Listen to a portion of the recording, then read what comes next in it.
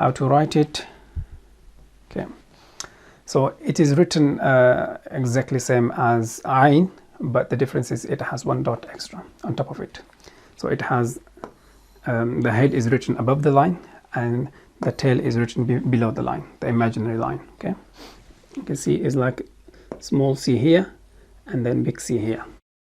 The head is written like an English C, and then from the end of the small c, the larger C is connected, which is below the line, and then we have to have one dot above it.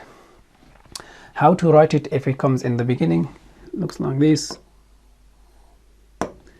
and it stays on the line, rests on the line. Okay, this one, it stays again on the line, and if it comes at the end, the top part remains on the line, rest on the line, and the bottom under the line. We can connect them because they are connectors.